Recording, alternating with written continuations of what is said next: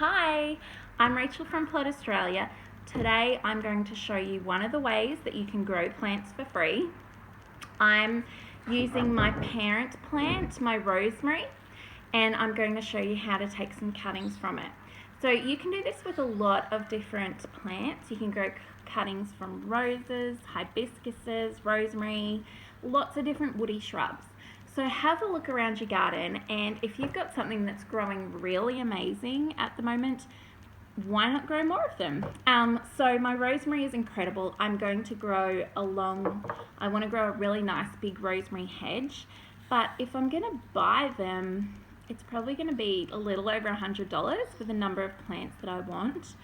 And I've got this amazing big plant, which I love. So if you take a cutting from a plant, that cutting is the exact clone of the plant. Whereas if you go and buy another one from the shops, it'll be slightly different genetically. So this one I love. I want an exact carbon copy. So the way to do that is cuttings.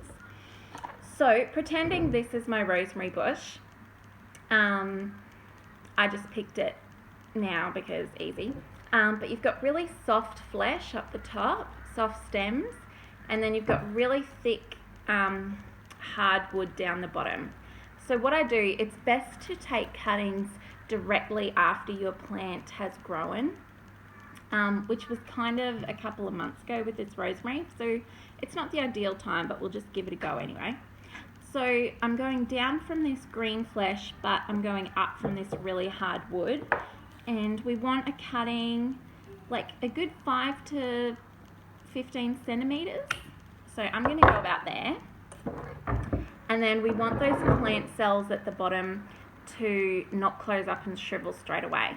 So want to remove the bottom leaves, and then I've made a diagonal cut, and I'm just with my secateurs going to make some tiny little grazing because I want the roots to sprout from that. I'm going to remove some more leaves too because we don't want this energy, and then I'll pop it straight in water. I don't want the energy from that cutting to go into keeping the leaves alive. I want the energy to go into growing some new roots so I get a new plant. So here I've got some Yates cutting powder. Not sponsored.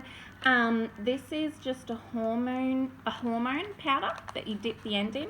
You can use a really pure Manuka honey if you want, but the environmental scientist nerd in me likes spending money on synthetic chemicals. That helps me get really good results. So this was like $4. So if you're growing hundreds of dollars worth of plants, it's totally worth it. So wet your stem and then give it a really good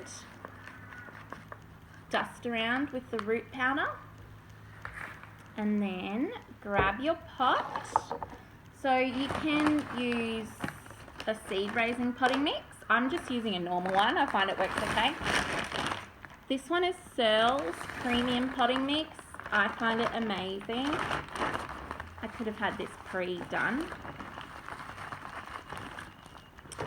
So I fill my pot up, and the most important thing is don't just stab that in because you're going to damage all your plant structure. Poke a little hole with your finger or get a paddle pop stick or something, and then place that in the hole and then pinch it closed around it. So you don't want to be damaging that stem. So there you go. That's a cutting. It's really easy.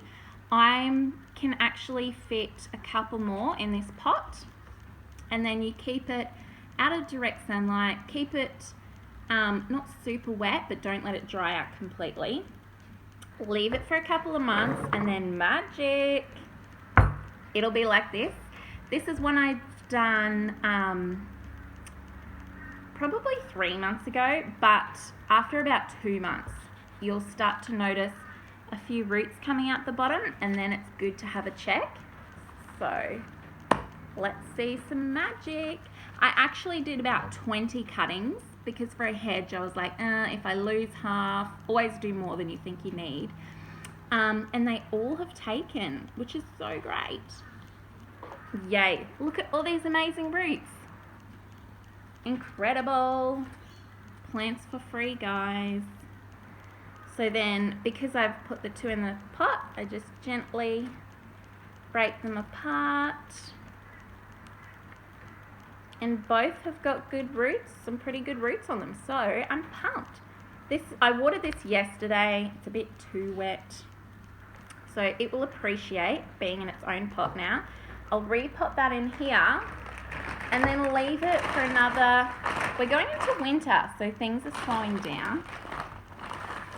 But I'll leave it for a couple more, oh, that's too much. I'll leave it for a couple of weeks, probably a month, maybe after winter. When the soil warms up a bit again, it's starting to get chilly, jumper, I'll let the roots refill all this pot on its own and then I'll plant it into the ground. So, plants for free. And I'll plant this one in another pot. If you run out of pots, you can cut milk cartons and use those. Just make sure there's drainage holes at the bottom. So, from your parent plant to a cutting to new plants, have a go. You've really got nothing to lose. Free plants.